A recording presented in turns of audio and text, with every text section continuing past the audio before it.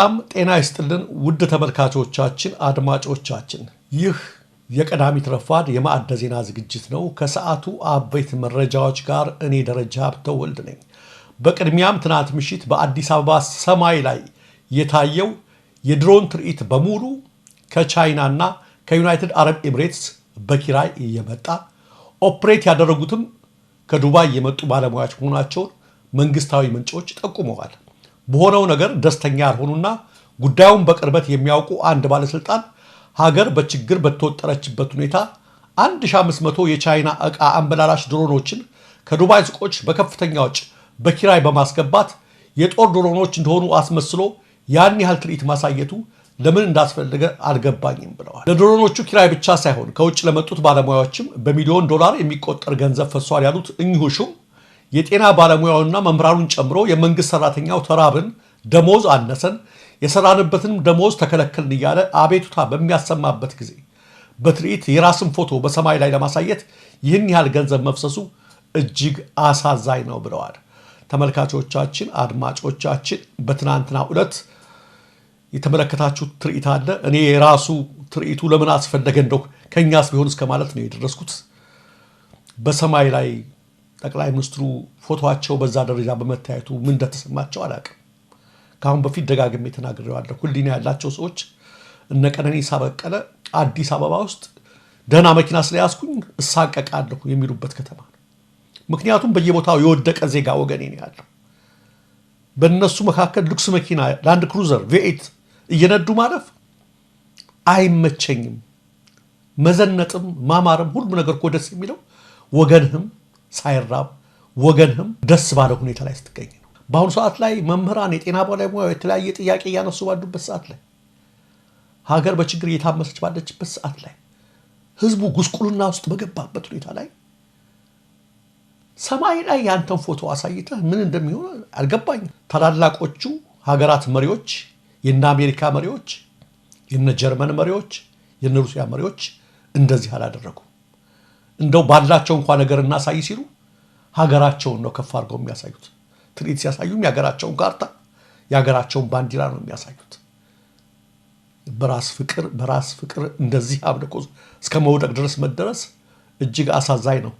የጤና ያደርግላቸው ነገሩ እና የሚያሳዝነው የኢትዮጵያ ጉዳይ ችግር በኢትዮጵያ ውስጥ መኖሩ አይደለም። ደጋግሜ እንደምላችሁ ችግሩን ለመፍታት ቁርጠኛ የሆነ ችግሩን አሜን ብሎ የተቀበለ አመራር አለመኖሩ ነው። ጤና ባለሙያዎች ከመብት ጥያቄ ጋር በተያያዘ የጀመሩት አድማ 5ኛ ቀኑን ባስቆጠረበት በዛሬ ዕለት ከተለያዩ የጤና ተቋማት በርካታ የሕክምና ባለሙያዎች እንደታሰሩ መረጃዎች ያመለክታሉ። ትናንት ማምሻውን ለእስር ከተዳረጉት መካከል የአማራ ሐኪሞች ማህበር ፕሬዝዳንት ዶክተር አብራራው ታደሰ አንዱ ነው። ዶክተር አብራራው በጸጥታ ኃይሎች ታፍኖ ከተወሰደ በኋላ በባህር ዳር 6ኛ ፖሊስ ጣቢያ መታሰሩን ባልደረባዎቹ ገልጸዋል። የጤና ባለሙያዎችን የማሰሩ እርምጃ ተባብሶ የመቀጠሉን ያህል ከፊል የሥራ ማቆም አድማውን በበርካታ ጤና ተቋማት ወደ ሙሉ አድማ ወይም ፉል ስትራይክ እየተቀየረ መሆኑን መረጃዎች ያመለክታሉ። ይህን ተከትሎ የጤና ባለሙያዎች ማህበር ንቅናቄ አሁን የሚከተለውን መግለጫ አውጥተዋል። ከኢትዮጵያ የጤና ባለሙያዎች የተላለፈ መልእክት። ውዱ የሀገራችን ህዝቦች በደንብ ስማን።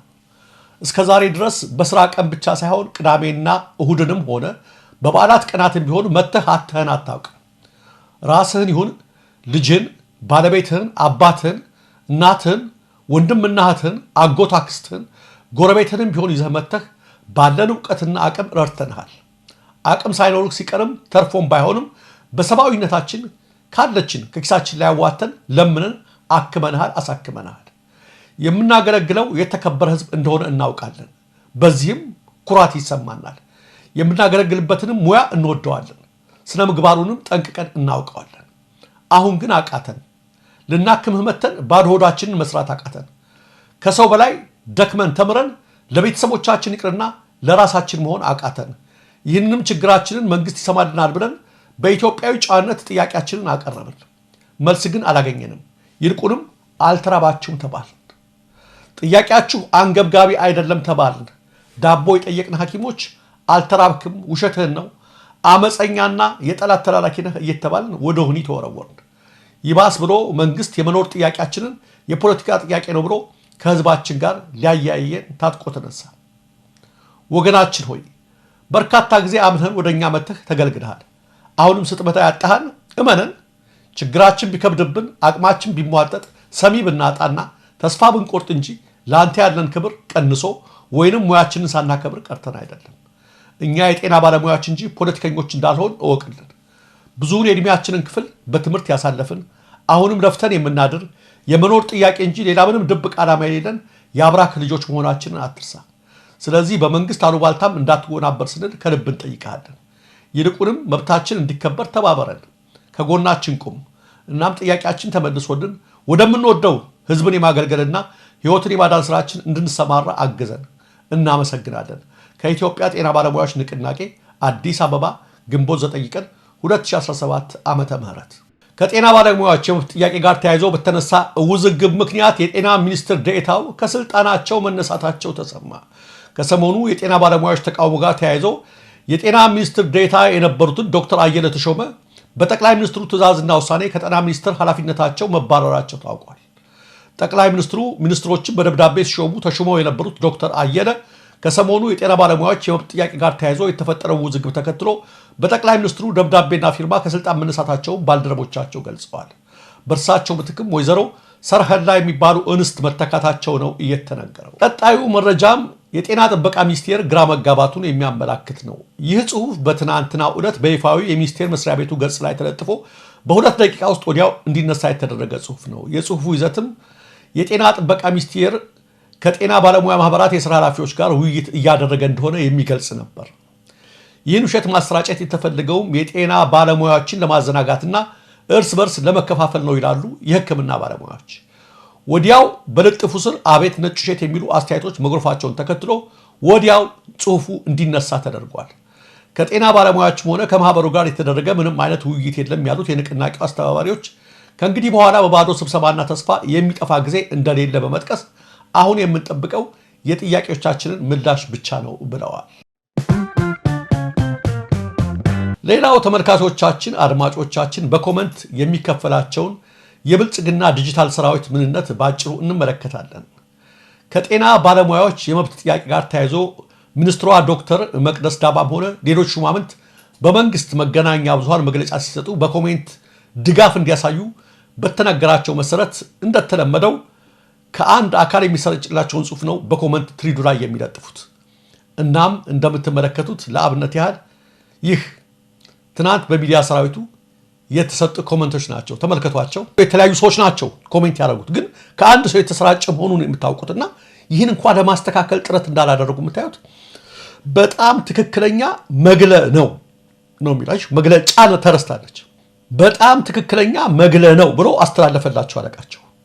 ምን አለ ጫን እነሱ ቢጀምሯት መግለጫ ነው ማለት ነው። እሱ ረስቶ ነው ያስተላለፈላቸው። ከላይ ያለው በጣም ትክክለኛ መግለ ነው ያስተላለፈላቸው። እንደምትመለከቱት ሁሉም በጣም ትክክለኛ መግለ ነው። ኮፒ ፔስት ነው። በጣም ትክክለኛ መግለ ነው። በጣም ትክክለኛ መግለ ነው። ጫን እንኳን የጨመረ የለም ከመካከላቸው። እንደው ላለቃቸው እንኳን መልሰው ኧረ ጫን ረስተሃል ኤዲት አድርጋት የላክን ጽሁፍ ላይ ጫ ተረስታለች እንኳን ያለ የለም። በቃ የመጣላቸውን እንዳለ መለጠፍ ነውና እንዲሁ እንድንመለከታቸው ብዬ ነው። ይችን እንኳን አንዷን ፊደል እንኳን ኤዲት ማድረግ አልቻሉምና በእንደዚህ አይነት ድጋፍ መንግስት የት ይደርሳል? እንዲህ አይነት ደጋፊዎችስ ምን ያደርጉለታል ለማለት ያህል ነው። ተመልካቾቻችን፣ አድማጮቻችን በትግራይ የተቃውሞ ሰልፍ ቀጥሏል። በዶክተር ደብረጽዮን ገብረ ሚካኤል የሚመራው የህወሓት ቡድን ባለፈው ሳምንት የራያ ዞን አመራሮችን አፍርሰን ዞኑን በኃይል እንቆጣጠራለን ማለቱን ተከትሎ በራያ ደቡባዊ ትግራይ ተቃውሞ ገጥሞታል። ከትናንት በስቲያ የማይጨው ከተማ ነዋሪዎች የደብረጽዮንን መግለጫ በመቃወም ሰላማዊ ሰልፍ ያደረጉ ሲሆን በዛሬው ዕለት ደግሞ የመሆኒ ከተማ ነዋሪዎች የተቃውሞ ሰልፍ እያካሄዱ ይገኛሉ። በተቃውሞ ሰልፉ ላይ የራያ ህዝብ ድምፅ ይከበር፣ የደብረጽዮንን መግለጫ አጥብቀን እንቃወማለን፣ በመስዋዕትነት ስም ህዝብን መማገድ ይቁም የሚሉ መፈክሮችም ተስተጋብተዋል። ውድ ተመልካቾቻችን፣ አድማጮቻችን የቀዳሚት ረፋድ አጫጭር መረጃዎች እነዚህ ነበሩ። ወደ በኋላ ላይ በሌሎች ወቅታዊ መረጃዎች እንገናኛለን። ለትክክለኛ ለወቅታዊ ለፈጣን መረጃዎች እንዲሁም ለቁም ነገር አዘል ዝግጅቶች ማዕደ ዜናን ይከታተሉ። ኢትዮጵያ ሀገራችን፣ ምስራቅ አፍሪካችን በሰላም በአንድነት በሞገስ በነፃነት በፍቅርና በክብር ለዘላለም ይኑር። የኢትዮጵያ ጦር ጀግንነትን ማወቅ ከፈለግሽ እኔን ሳይሆን አያቶችሽን ጠይቂ የሚሉ ድምፆችም ጀምረዋል። በደም የተጣመረው ወዳጅነት ኢትዮጵያና ኩባ በቀዝቃዛው የዓለም ጦርነት ሁለተኛው የሶስተኞች ዓለም ሀገራትን የገዛ ህዝባቸውን ወደ አንድነትም ለማምጣት ወደ ኮሚኒስታዊ ሀገርነትም ተሸጋግረው ነበር። ኢትዮጵያና ኩባ ኮሚኒስታዊ መንግስታትን መስርተዋል። በቀዝቃዛው የዓለም ጦርነት ወቅትም ሁለት ለየቅል የሆነ ርዕዮት የሚከተሉ ሀያላን ሀገራትም አሜሪካና ሶቪየት ዩኒየንን ፈጥረዋል። እነርሱም የዓለምን ፖለቲካዊና ኢኮኖሚያዊ አሰላለፍን በሁለት ጎራዎችም የከፈለ እሽቅድምድምን ውስጥ ማስገብተው ይዘውሩ የነበሩት ወቅት ነበር። ሁለቱም ሀያላን ለየቅል የሆኑ ርዕዮቶችን በማራመድም ተከታዮቻቸውን ለማፍራትም የሚያደርጉትን እሽቅድምድምም የተለያዩ ሀገራትም እንዲፈጠሩም አድርገዋል። በተለይ ሁለት የሶስተኛው ዓለም ሀገራትም መካከል ኢትዮጵያና ኩባ ኮሚኒስታዊ መንግስትን መመስረታቸው ቀዝቃዛው የዓለም ጦርነት ውጤት ተደርጎ ይታሰባል። ቀዝቃዛው ጦርነትን ጊዜ በኩባና በኢትዮጵያ ተመሳሳይ ፖለቲካ ለውጦች የተካሄደበት ነበር። ሁለቱም ሀገራት ውስጥም አብዮቶችም ነበሩ። በ1951 ዓ.ም ፊደል ካስትሮ የሚመራውን የትጥቅ ትግልም በአሜሪካ ይደገፍ የነበረው የወቅቱ የኩባንያ መሪ ፉልጄንሲዮ ባቲስታን በማስወገድም ኮሚኒስታዊ መንግስት መስርተዋል። ይህ ደግሞ በአሜሪካ አፍንጫ ስር የሶሻሊስትና አብዮትን መራመድ ከፍተኛ ስጋት ፈጥረዋል። እናም ካስትሮን ለማስወገድም ያልቆረጠችውን ድንጋይ አልነበረም። ይሁን እንጂ አልተሳካላትም። በተመሳሳይ በ1960ዎቹ የነበረው በኢትዮጵያ መንግስት ውስጥም ትግል የተዳከሙበትና ወቅት ነበር። በኮሎኔል መንግስቱ የህዝብ መተማመንና ብሔራዊ አንድነትን ለመፍጠር በወታደራዊ መፈንቅለ መንግስትን የመንግስትን ስልጣንን በመያዝ እና ሀገሪቱን ወደ ኮሚኒስታዊ መንግስት መቀየርም ተችሏል። በ1967 ዓመተ ምህረት አብዮት ተከትሎ ነበር ኢትዮጵያና ኩባ መካከል ጠንካራ ግንኙነት በይፋ ተመሰረተው። በ1967 ዓመተ ምህረት በፊት ኢትዮጵያ በምዕራባውያን ጎራ ነበረች። ነገር ግን ኩባ በምስራቁ ጎራ የተሰለፈች ሲሆን የውጭ ፖሊሲ ዓለም አቀፍ ሶሻሊስት አንድነትን ማጠናከርና የአፍሪካ ነጻነትን ትግል የመደገፍ ዓላማ ነበረው። ደርግ ኢትዮጵያ ሶሻሊስትን ሀገር መሆኗንም ሲያውጅም የሶቪየት ህብረትን የኩባንያውና የሌሎች ሶሻሊስትን ሀገራትን ፈልጎ በመከተል ነበር። በዚህ ሁኔታ ፕሬዝዳንት መንግስቱም ሶቪየትን ህብረትን በመጎብኘት ወታደራዊ የትብብር ስምምነትን ከሶቪየት ጋር በማፈራረሟ ሲሰማ አሜሪካውያን ያስጎረበታል ሆነ። አሜሪካ ፊቷን ወደ ሶማሊያ በማዞር ድጋፍ መስጠቷን ደግሞ የመንግስቱ ኃይለማርያም አስተዳደር የአሜሪካው ዲፕሎማቶችን አባረረ። ኤምባሲዋና የአሜሪካ ተቋማትን በመዝጋት እርምጃ መውሰድ መቃቃሩን እንዲለይለት አድርጓል። በሌላ በኩልም ደግሞ የሶማሌላንድን ዚያድ ባሬ የተፈጠረውን ክፍተትም ተጠቅሞ ጦርነት በምስራቃውያን የኢትዮጵያ ግዛትም ላይ ማወጅ ሌላ ትኩሳት ነበሩ። እንዲሁም ኢትዮጵያ በምዕራቡ በኩልም ከኤርትራ ጋርም አማጽያና ከኦነግ ጋርም በመተባበርም በሱዳን ትንኮሳ ይደረግባት ነበር። የኢትዮጵያ በወቅቱ እጅጉን አጣብቂኝ ውስጥ የሚያስገባት ሁኔታ ነበረ። ምክንያቱም የሰለጠነውም የኢትዮጵያ ሰራዊትም የሀገሪቱ አንድነትና ሉዓላዊነትን ይዞተዋል ለማጠናከርም ከኤርትራ ጋር አማጽ ጋር በመፋለምም ላይ አትኩሮ ነበረ። የዚያድ ባሬ ጠባጫሪ ሰራዊትም ይህን አጋጣሚ ተጠቅሞ የኢትዮጵያ ሉዓላዊነት የወሰን አንድነትን በሚሰጥ መልኩ በምስራቅ የሀገሪቱ ክፍል ወረራ ፈጸመ። ፊደል ካስትሮ ከዚያም በፊትም ጦርነትም አይቀሬ መሆኑን ሲረዱት ሁለቱ ሀገራትን በመጎብኘትም ውጥረቱ እንዲደረግም ጥረት አድርገዋል። ከዚህ ጎን ለጎንም የኢትዮጵያ ሶማሌና የደቡብ የመን መሪዎችም ስብሰባውንም በቀጠናውም ሶሻሊስታዊ መንግስታዊያት እንዲመሰረቱ ወይም እንዲገነቡ ለማግባባት ሞክረዋል። ነገር ግን ይህ የትም አልተደረሰም። ዚያድ ባሬ በ1969 ዓመተ ምህረት ኦጋዴን ሲወርም ነገሩ ሁሉ ተበላሸ። በዚህ ወቅት ነበር የኩባው መሪ ፊደል ካስትሮ ኢትዮጵያን በወታደራዊ መስክም ለማገዝም የወሰኑ። በዚህ ወሳኝ ወቅትም ነበር ከወደ ኩባ ታማኝ የኢትዮጵያ ወዳጅነት የተገኘው። የኩባው መንግስትም የኢትዮጵያ ጓዶችም ለማገዝ ኩባንያውን አማካሪዎችና ተዋጊ ወታደሮችን በመላክ አጋርነቱን አሳይቷል። ከ15,000 በላይ የኩባ ወታደሮች ከኢትዮጵያውያን ጀግኖች ጎን ተሰልፈውም ልክ እንደ ሀገራቸው ተዋድቀውለታል፣ ደማቸውን አፍስሰዋል። ኩባ ከወታደራዊ ድጋፍ በተጨማሪ በሺዎች የሚቆጠሩ ኢትዮጵያውያን በማሰልጠንና ባላት አቅም ሁሉ የኢትዮጵያ ልማት ማግዛለች። በጦርነቱ ምክንያት ወላጆቻቸውን ያጡ ህጻናትን ወደ ኩባ ወስዳ እንደ ወላጅ አሳድጋለች። ለወግ ማዕረግ አብቅታቸዋለች። ኢትዮጵያውያን ኩባውያን በትህትናቸውና በግብርነታቸውም ይወዷቸው ነበረ። እንዲሁም በኩባውያን ቆራጥነትና የውጊያ ክህሎትም ያደነቋቸዋል። በአሁኑ ወቅትም ለኢትዮጵያ ሉዓላዊነት ባህር አቋርጠውም የህይወት መስዋዕትነትን ለከፈሉ ለእነዚህ የቁርጥ ቀን ወዳጅም የኩባውያን ወታደሮች ምስል ያለበት መታሰቢያ ሐውልትም ቆሞላቸው ዝንተ ዓለም ሲታወሱ ይኖራሉ። በአዲስ አበባ የቆመው መታሰቢያ ኢትዮጵያ ኩባን ወዳጅነትን ያስታውሰናል። ይህ በ1970ዎቹ ዓ.ም የቀድሞ የኢትዮጵያ ፕሬዝዳንት መንግስቱ ኃይለማርያም ኩባን በጎበኙበት ወቅት ባደረጉት ንግግር በደም የተጣመረ ወዳጅነት ሲሉም ገልጸውታል።